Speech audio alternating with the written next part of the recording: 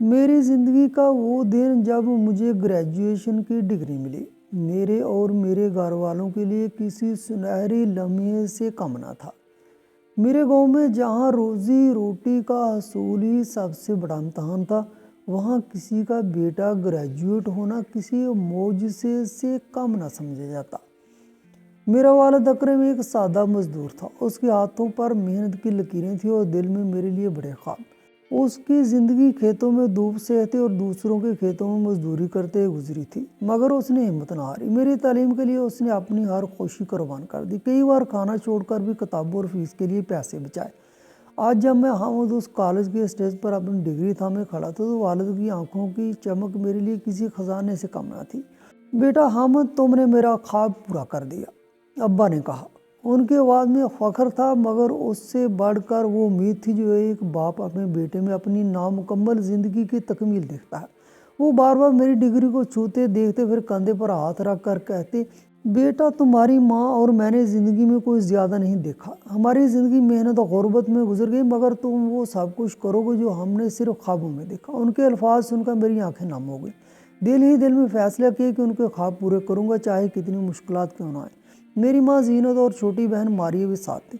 ماں ہمیشہ خاموش رہتی، ان کے چہرے پر مسکراہٹ شاذ و نادر ہی آتی تھی، کیونکہ زندگی کی سختیوں نے ان سے ہنسی چھین لی تھی، مگر اس دن ان کی آنکھوں میں خوشی کے آنسو تھے۔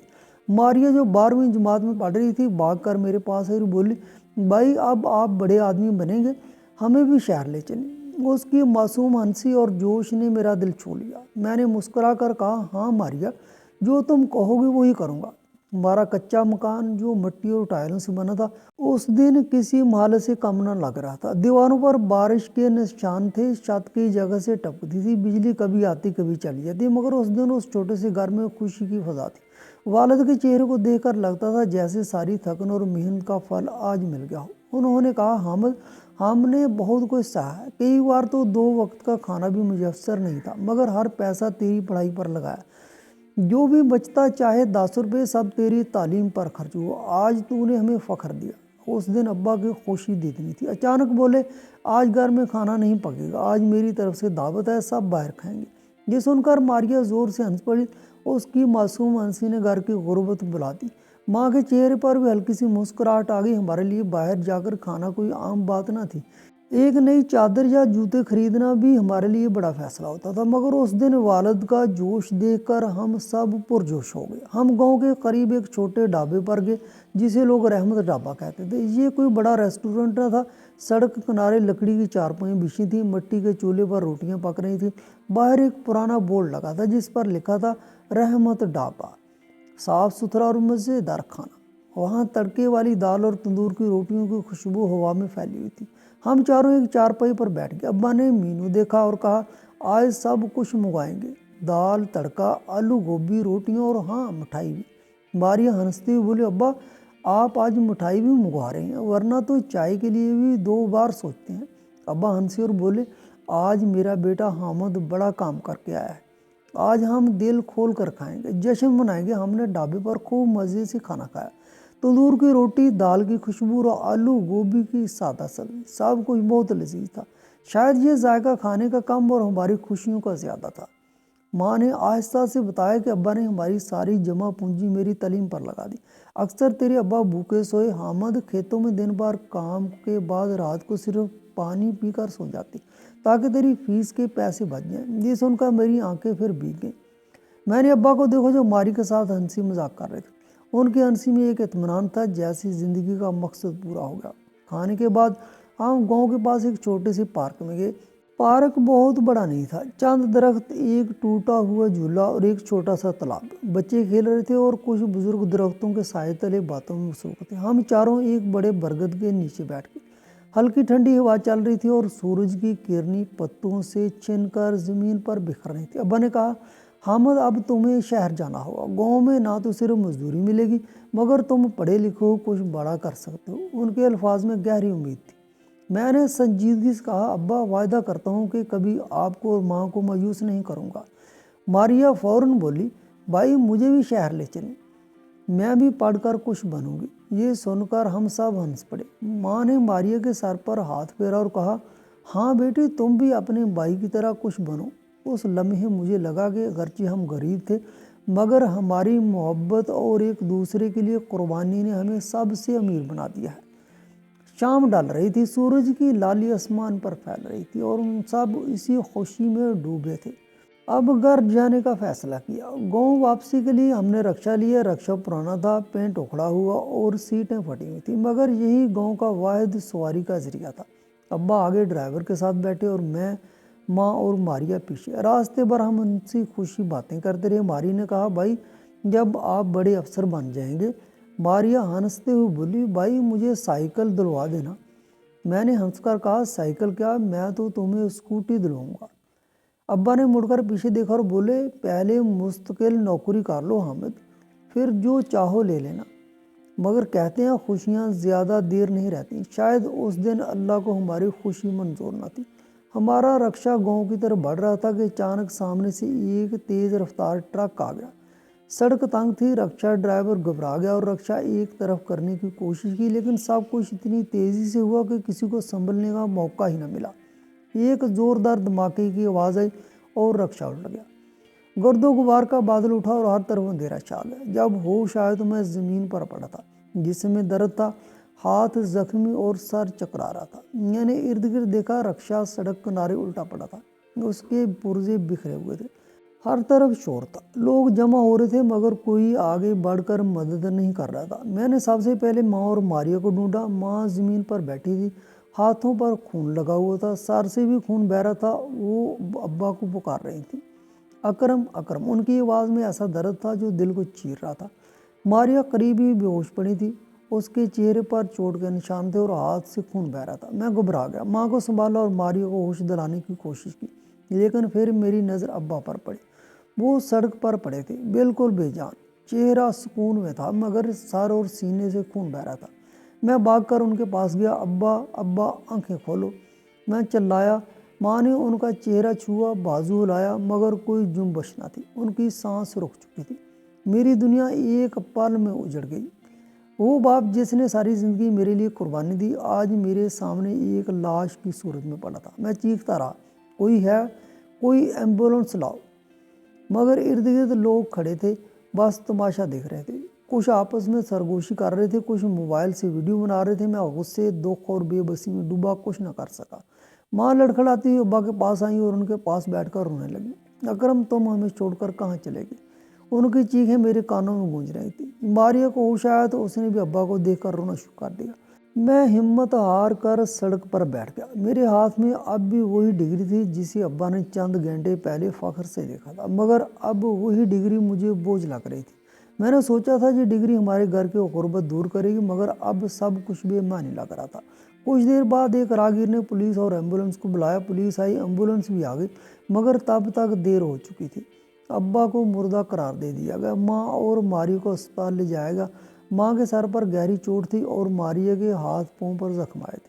میں خود پر قابو نہیں پا رہا تھا، بار بار دماغ میں یہی سوال گونج رہا تھا، یہ سب کیوں ہوا؟ ہماری خوشیاں یوں کیسے چھن گئیں؟ اسپتال میں ماریا اور ماں کے علاج کے دوران بیٹھا انتظار کرتا رہا۔ ماں کے ٹانکے لگے اور ماریا کو بھی علاج کے بعد چھٹی مل گئی، مگر میرے دل میں ایک گہرا خلا پیدا ہو گیا۔ ابا کی غیر موجودگی ہر لمحہ مجھے کاٹنے لگی۔ میں سوچتا رہا، اب کیا کروں؟ وہ خواب جو میں نے اپنے ابا کے ساتھ دیکھے تھے ادھورے رہ گئے۔ اسی رات ماں اور ماریا کے علاج کے بعد میں نے ابا کی لاش اسپتال سے لے جانے کا انتظام کیا۔ پولیس کی کارروائی مکمل ہونے میں وقت لگا، رات گہری ہو چکی تھی، ہر طرف خاموشی تھی۔ آخر کار ایک ایمبولینس کا انتظام ہوا جس میں ابا کی میت رکھی گئی۔ میں، ماں اور ماریا خاموش بیٹھے تھے۔ ایمبولینس کی ہلکی آواز رات کے سناٹے نے دل کو مزید بوجھل کر دیا تھا۔ راستے میں ماں خاموش تھی مگر آنکھوں سے آنسو بہہ رہے تھے۔ ماریا میرا کندھا پکڑے روتی جا رہی تھی۔ میرے پاس کہنے کو کچھ نہ تھا، دماغ میں بس ایک ہی سوال تھا، یہ سب کیوں ہوا؟ صبح سویرے جب سورج کی پہلی کرن نکلی تو ہم گاؤں کے اپنے چھوٹے سے گھر پہنچے۔ وہی گھر جو چند گھنٹے پہلے خوشیوں سے بھرا تھا اب ویران لگ رہا تھا۔ ابا کی میت سین میں رکھی گئی۔ ماں پھر سے رو پڑی اور ماریا بھی ان کے ساتھ لپٹ کر رونے لگی۔ گاؤں کے لوگ جمع ہونا شروع ہو گئے، کچھ پڑوسی، کچھ رشتہ دار، کچھ وہ جو ابا کو بس جانتے تھے۔ پورے گاؤں کا ماحول بوجھل ہو گیا۔ کچھ لوگ خاموش کھڑے تھے، کچھ آہستہ آہستہ باتیں کر رہے تھے۔ ہمارے ایک بزرگ پڑوسی چچا نذیر میرے پاس آئے، ان کی آنکھیں بھیگ چکی تھیں۔ انہوں نے کندھے پر ہاتھ رکھا اور دھیرے سے کہا، بیٹا حامد، کیسا وقت آ گیا تمہارے گھر پر، آج تم نے پڑھائی مکمل کی اور ابا دنیا سے رخصت ہو گئے۔ اللہ کسی کو ایسی گھڑی نہ دکھائے۔ ان کے الفاظ سن کر میری آنکھیں بھر آئیں۔ کچھ کہنے کے قابل نہ تھا، بس سر جھکائے سنتا رہا۔ ہر لفظ دل کو چیر رہا تھا، مگر ساتھ ہی یہ بھی احساس ہوا کہ اب مجھے ہی مضبوط ہونا ہوا۔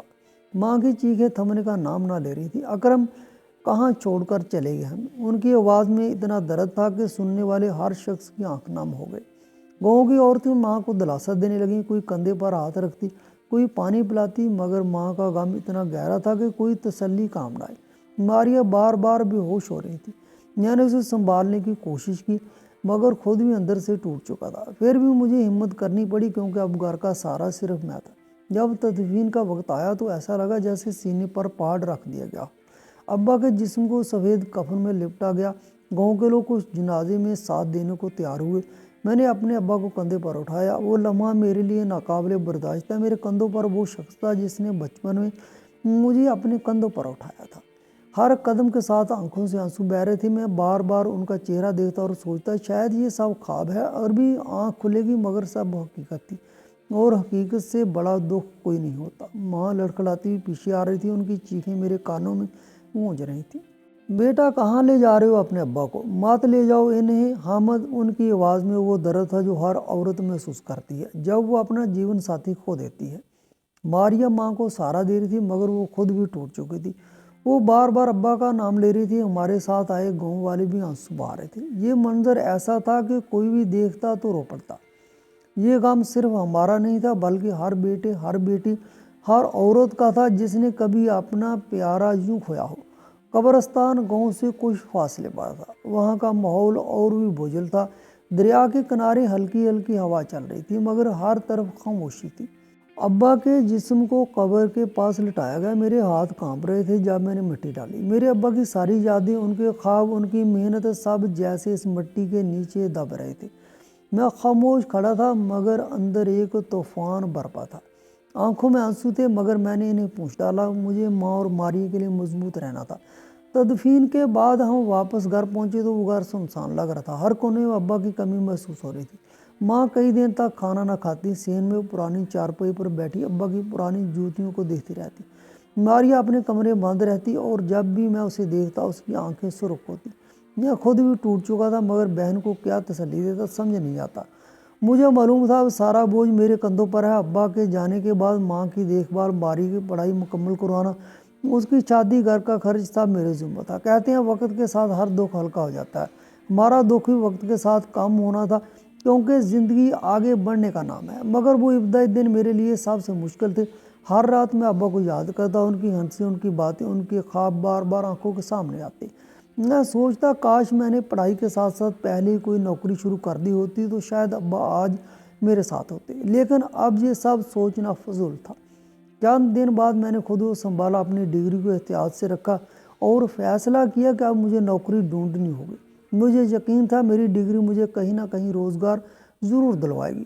میں نے سوچا اب غربت کا خاتمہ ہوگا اور ماں اور ماریہ کو وہ زندگی دوں گا جس کا خواب ابا نے دیکھا تھا۔ میں گاؤں سے نکل کر قریبی شہر آ گیا اور نوکری کی تلاش شروع ہوئی۔ شہر گاؤں سے بالکل مختلف تھا۔ جہاں گاؤں میں سب ایک دوسرے کو جانتے تھے، شہر میں لوگ اجنبی تھے۔ سڑکوں پر بھیڑ، گاڑیوں کا شور، اونچی عمارتیں، سب مجھے اجنبی لگیں۔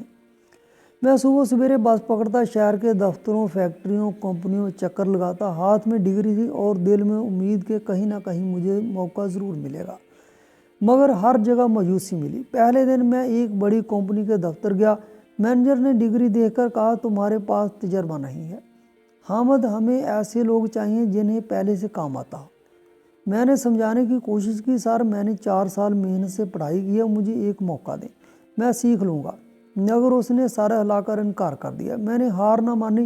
اگلے دن دوسری کمپنی گیا، پھر تیسری، پھر چوتھی، لیکن ہر جگہ ایک ہی جواب ملا، تیرے پاس تجربہ نہیں ہے، تیرے پاس مہارت نہیں ہے، اس وقت کوئی نوکری نہیں ہے۔ درجنوں کمپنیاں مجھے ایک کے بعد ایک مسترد کرتی گئیں۔ کچھ میری ڈگری کو دیکھ کر منہ بنا لیتے جیسے یہ کاغذ بیکار ہو، کچھ تو مجھے دیکھتے بھی نہ تھے اور کاغذ واپس کر دیتے۔ ہر انکار کے ساتھ میرا دل ٹوٹتا گیا۔ 4 سال کی دن رات کی محنت، ابا کی قربانیاں، سب مجھے بیکار لگنے لگیں۔ میں سوچا تھا جب کوئی موقع ہی نہیں دے رہا تو تجربہ کہاں سے لاؤں۔ شہر کی سڑکوں پر چلتے ہوئے مجھے گاؤں کی گلیاں یاد آتی، وہاں کی سادگی، اپنائیت اور سکون جہاں کہیں نظر نہ آتا۔ شہر میں ہر کوئی اپنی دنیا میں گم تھا، کسی کو کسی کی پرواہ نہ تھی۔ میں دن بھر انٹرویوز کے لیے بھٹکتا اور ہر بار خالی ہاتھوں واپس آتا۔ جوتے گھس گئے، کپڑے پرانے ہو گئے، مگر امید باقی تھی۔ رات کو جب تھکا ہارا گھر آتا تو ماں پر امید نظروں سے دیکھ کر پوچھتی، کیا ہوا بیٹا، نوکری ملی؟ ان کی آواز میں ہلکی سی امید ہوتی جو میرا دل اور باری کر دیتی۔ میں انہیں کیا بتاتا کہ پھر مسترد کر دیا گیا ہوں۔ ایک دن میں نے ہمت کر کے سچ کہہ دیا، اماں آج پھر انکار کر دیے گا، سب کمپنیاں تجربہ مانگتی ہیں اور میرے پاس صرف ڈگری ہے۔ اماں کی آنکھوں میں مایوسی چھلکی، انہوں نے تھوڑا سخت لہجے میں کہا، تو کیا ہوا بیٹا حامد، اگر ایک جگہ سے انکار ملا ہے تو اور جگہ بھی ہیں، تم کوشش جاری رکھو۔ ماں کی باتوں سے مجھے کچھ حوصلہ ملا مگر دل میں غصہ بھی آیا۔ میں نے سوچا اماں کو کیا خبر کہ میں روز صبح سے شام تک کس طرح در در کی خاک چھان رہا ہوں، لیکن میں نے کچھ کہا نہیں۔ جانتا تھا اور بھی اندر سے ٹوٹی ہوئی ہیں، ساری امیدیں مجھ پر ٹکی ہیں۔ ماریا بھی خاموش سنتی رہتی، کچھ نہ کہتی، مگر اس کی آنکھوں میں بھی یہی سوال ہوتا، بھائی اب کیا ہوگا؟ اس رات میں تھک کر چھت پر جا بیٹھا، آسمان پر ستارے چمک رہے تھے مگر میرے لیے وہ بس خاموشی پھیلا رہے تھے۔ میں نے اپنی ڈگری کو دیکھا، وہی کاغذ جس کے لیے میں اور ابا نے خواب دیکھے تھے، اب وہی میرے لیے سوال بن چکا تھا۔ سوچ رہا تھا کیا یہ ڈگری واقعی ہماری غربت ختم کر پائے گی؟ کیا میں ابا کے خواب پورے کر سکوں گا؟ دل میں ڈر بھی تھا مگر ساتھ ایک نیا جذبہ بھی جاگ رہا تھا۔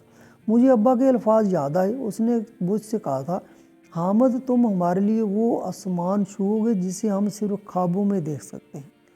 ابا کے یہ الفاظ میرے دل میں گونج رہے تھے۔ میں نے خود سے کہا، نہیں حامد، تم ہار نہیں مانو گے۔ اماں ٹھیک کہتی ہیں، اگر ایک کمپنی نے انکار کیا تو اور بھی کمپنیاں ہیں، تم مزید محنت کرو گے اور اگلے انٹرویو میں اعتماد کے ساتھ جاؤ گے۔ دن گزرتے رہے مگر میری زندگی میں کوئی روشنی نظر نہیں آ رہی تھی۔ ہر صبح اپنے اندر ہمت اور حوصلہ جگاتا، خود کو کہتا آج کچھ اچھا ہوگا، آج نوکری ملے گی، لیکن ہر شام جب میں شہر کی گلیوں میں دھکے کھا کر واپس لوٹتا تو میرے ہاتھ خالی ہوتے۔ وہ گریجویشن کی ڈگری جس کے لیے میں اور ابا نے خواب دیکھے تھے اب میرے لیے بوجھ بن گئی تھی۔ میں نے درجنوں کمپنیوں میں انٹرویوز دیے، اپنے کاغذات دکھائے، اپنی محنت کی کہانیاں سنائیں، مگر ہر جگہ ایک ہی جواب ملا، تجربہ نہیں ہے، ابھی ویکینسی نہیں ہے، تمہارے ہنر ہمارے کام کے لیے مناسب نہیں۔ یہ الفاظ بار بار میرے کانوں میں گونجتے، ہر بار میرا دل توڑ دیتے۔ میں صبح سویرے گاؤں سے نکلتا، پرانی بس میں بیٹھ کر شہر جاتا۔ شہر کی سڑکیں اجنبی لگتی، گاؤں کی سادگی اور اپنائیت کے بعد یہ شہر سرد اور بے حس لگتا۔ اونچی عمارتیں، گاڑیوں کا شور اور بھیڑ، سب کچھ میرے لیے اجنبی تھا۔ میں پرانے جوتوں، بوسیدہ کپڑوں میں کمپنیوں کے چکر لگاتا، بیگ میں ڈگری اور دل میں ہلکی سی امید ہوتی، لیکن ہر بار جب دفتر سے نکلتا تو وہ امید اور کمزور ہو جاتی۔ گھر کا حال دن بدن خراب ہو رہا تھا۔ ابا کے انتقال کے بعد جو تھوڑی بہت بچت تھی وہ ختم ہو گئی۔ ہمارا کچا مکان اب بکھرا ہوا لگنے لگا، چھت کی ٹوٹی ٹائلیں، دیواروں پر بارش کے دھبے اور باورچی خانے میں ختم ہوتا ہوا اناج دل دکھاتا تھا۔ پہلے ہم دن میں 2 وقت کا کھانا کھا لیتے تھے، پھر ایک وقت پر آگے اور آخر کار وہ بھی مشکل ہو گیا۔ ایک دن ایسا آیا جب گھر میں ایک دانہ بھی باقی نہ بچا۔ رات کو میں نے ہانڈی دیکھی، وہ خالی تھی، میری آنکھوں سے آنسو بہہ گئے۔ میں نے سوچا ابا آپ نے میرے لیے اتنی قربانی دی اور میں آپ کے گھر والوں کو ایک وقت کا کھانا بھی نہیں دے پایا۔ اماں پہلی ابا کے صدمے سے ٹوٹ گئی تھی، اب ان کی حالت اور خراب ہوئی۔ ہر صبح مجھ سے پوچھتی، بیٹا نوکری ملی، کچھ بنا؟ ان کی آواز میں ہلکی سی امید ہوتی مگر ہر بار سر جھکا کر خاموش ہو جاتا۔ ان کی صحت بھی بگڑنے لگی، پہلے ہلکا بخار، کمزوری تھی، پھر وہ بستر سے اٹھ بھی نہ پاتی۔ گاؤں کے کلینک کے ڈاکٹر نے کہا تمہاری ماں کو کئی بیماری ہیں، وجہ ہے بھوک اور کام، انہیں اچھی خوراک اور دوائی کی ضرورت ہے، لیکن میرے پاس دوائی کے پیسے کہاں تھے؟ میں کبھی گاؤں کے بازار میں مزدوری کرتا، کبھی چھوٹا موٹا کام کر کے چند سکے لے آتا، انہی سے ایک وقت کا کھانا بنتا، مگر یہ سب کب تک چلتا؟ رات کو میں سوچتا اگر مجھے نوکری نہ ملی تو میں اماں کو بھی کھو دوں گا۔ دل میں ڈر تھا مگر یہ ڈر میں اماں اور ماریا کو نہیں دکھا سکتا تھا۔ گاؤں والے بھی اب بدلنے لگے تھے، جو لوگ پہلے ہمارے ساتھ ہنستے بولتے تھے اب منہ موڑنے لگے۔ میں سنتا حامد کے گھر کی حالت بہت خراب ہے، باپ کے مرنے کے بعد سب بکھر گیا، کچھ پڑوسی جو ابا کے ساتھ چائے پیتے اور باتیں کرتے تھے اب ہمارے گھر کے سامنے سے گزرتے وقت نظریں چراتے۔ یہ رویہ مجھے غصہ اور دکھ دیتا۔ میری بہن ماریو صرف 17-18 سال کی تھی، اب بالکل بدل گئی تھی۔ ابا کے جانے کے بعد وہ بھی ٹوٹ گئی۔ پہلے وہ ہنستی کھیلتی تھی، شرارتیں کرتی تھی، مگر اب وہ چپ چپ رہتی۔ اس کی آنکھیں ہمیشہ سرخ رہتی اور چہرہ زرد پڑ گیا تھا۔ گھر میں کھانے کو کچھ نہ تھا تو وہ دن بھر خالی پیٹ رہتی۔ میں اسے دیکھ کر اندر ہی اندر روتا۔ وہ معصومیت سے پوچھتی، بھائی نوکری ملی، ہمارے اچھے دن کب آئیں گے؟ ہمیں پیٹ بھر کر کھانا کب ملے گا؟ اس کی آواز سن کر میرا دل پھٹ جاتا۔ میں اسے گلے لگا کر کہتا، ماریا سب ٹھیک ہو جائے گا، بھائی کوشش کر رہا ہے۔ لیکن مجھے معلوم تھا یہ سب جھوٹی تسلیاں ہیں۔ ایک شام جب میں شہر سے تھکا ہارا واپس آیا تو ماریا میرے پاس آئی۔ اس کی آنکھوں میں بھوک اور امید تھی۔ بھائی کچھ لائے، کچھ کھانے کو ملے گا؟ اس کی معصوم آواز مجھے ابا کی یاد دلا گئی۔ میں نے جیب ٹٹولی مگر کچھ نہ تھا۔ اماں کو دیکھا تو وہ بھی سوالیہ نظروں سے مجھے دیکھ رہی تھی۔ میں نے بس کہا، اماں ماریا کل کچھ انتظام کر لوں گا، مگر میری آواز میں کوئی یقین نہیں تھا۔ ماریا خاموشی سے اپنے کمرے میں چلی گئی۔ اس نے دیر بھر کچھ نہ کھایا تھا۔ وہ بھوکی تھی مگر چپ چاپ اپنا دکھ چھپا رہی تھی۔ میں اسپتال کے ٹھنڈے فرش پر بیٹھا رو رہا تھا۔ سامنے اماں تھی جو اب بالکل بے حال بستر پر پڑی تھی۔ میں اندر سے ٹوٹ چکا تھا۔ ابا کے بعد ماریا بھی چلی گئی تھی۔ میں نے سوچا، اماں اگر میں نے کچھ نہ کیا تو آپ کو بھی کھو دوں گا۔ اب میرے پاس کچھ نہیں بچا تھا، نہ ابا نہ ماریا، اور ماں کی حالت ایسی تھی کہ وہ بھی کسی بھی وقت میرا ساتھ چھوڑ سکتی تھی۔ میں نے خود سے سوال کیا، کیا میں واقعی اتنا کمزور ہوں کہ میں ابا کے خواب ایسے ہی ٹوٹنے دوں گا؟ وہ رات میں اسپتال میں بیٹھ کر خود سے لڑ رہا تھا۔ میرے دل میں پچھتاوے، غصے اور گہری اداسی کی ایک آگ جل رہی تھی۔ اگلی صبح اچانک میرا پرانا ٹوٹا پھوٹا فون بجا جو میں نے ابا کی کمائی سے خریدا تھا۔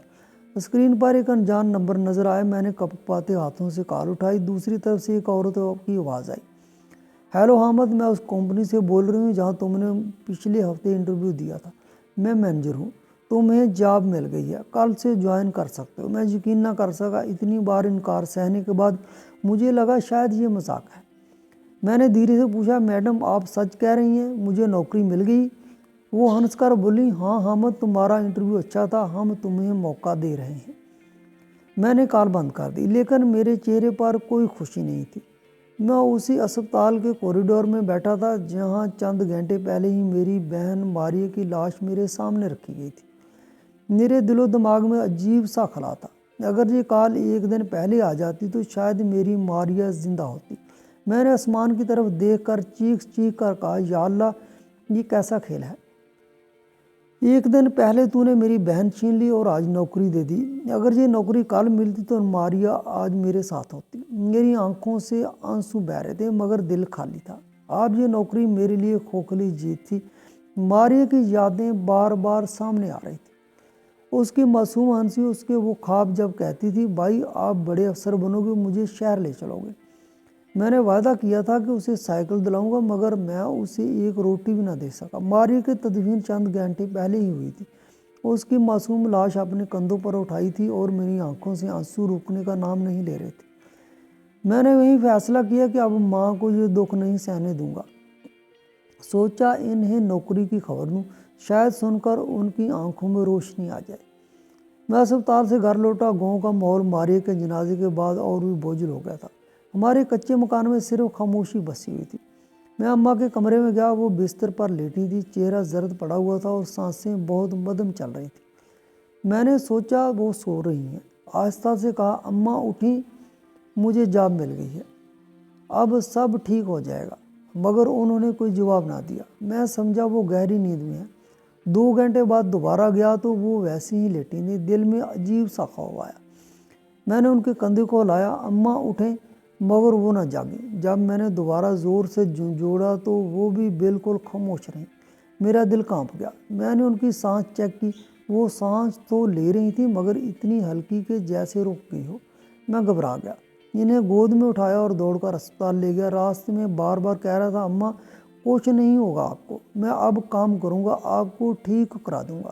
لیکن میری آواز ہوا میں گم ہو رہی تھی۔ گاؤں کی گلیوں میں کوئی بھی مدد کو نہ آیا۔ وہی پڑوسی جو پہلے ابا کے ساتھ بیٹھ کر چائے پیتے تھے اب منہ موڑ چکے تھے۔ अस्पताल पहुंचकर मैंने अम्मा को डॉक्टर के हवाले किया। डॉक्टर ने चेकअप किया, कुछ टेस्ट किए और फिर सर झुकाकर कहा, हम तुम्हारी माँ कोमे में चली गई हैं, उनकी हालत नाजुक है। भूख, गम और बीमारी ने उनके जिस्म को तबाह कर दिया है। ये सुनते ही मेरी दुनिया उजड़ गई। मैंने रोकर कहा, डॉक्टर साहब कुछ करें, मेरी माँ को बचा लें, वही मेरी आखिरी सहारा है। लेकिन डॉक्टर ने सिर्फ इतना कहा, हम कोशिश करेंगे मगर उम्मीद बहुत कम है। मैं अस्पताल के ठंडे फर्श पर बैठ गया और ज़ारो कुतार रोता रहा। इतना रोया कि आंखों के आंसू भी सूख गए। अब मेरे पास कुछ ना रहा था। अब्बा जा चुके थे, मारिया जा चुकी थी और माँ भी कोमे में थी। वो जिंदा थी मगर एक जिंदा लाश की तरह, ना कुछ बोल सकती थी ना हरकत कर सकती थी। मैं हर रोज़ उनके पास बैठकर उनकी सांसें गिनता। मुझे नौकरी मिल गई, तनख्वाह अच्छी थी। अब मेरे पास इतने पैसे थे कि दिन में 3 वक्त खाना खा सकता था, चाहता तो 5 बार भी खा सकता था। नए कपड़े खरीद सकता था, जूते ले सकता था, दवाइयाँ खरीद सकता था, अस्पताल के बिल अदा कर सकता था। मगर ये सब किस काम का? मेरे पास पैसा था मगर मेरा खानदान नहीं था। माँ अस्पताल के अंदर कोमे में पड़ी थी। मैं रोज़ उनके पास जाकर उनका चेहरा देखता, सेहतयाबी की दुआ करता। फिर याद आता कि मैंने दुआ करना ही छोड़ दिया है। अब मैं एक मशीन की तरह ज़िंदगी गुजार रहा था। सुबह कंपनी जाता, शाम को अस्पताल आता, रात खाली मकान की छत पर बैठकर सोचता कि मेरी ज़िंदगी रह ही क्या गया। अब्बा की हंसी, मारी के मासूम बातें, अम्मा की उम्मीद भरी नज़रें सब खत्म हो चुकी थी। बस एक ही उम्मीद बाकी थी, शायद एक दिन माँ जाग जाए। यही वो वजह थी जिसकी वजह से मैंने खुदकशी नहीं की। मैं ज़िंदा था सिर्फ अपनी माँ के लिए। दोस्तों, ये है मेरी कहानी। आप बताएं, आपकी नज़र में मेरी ज़िंदगी क्या है?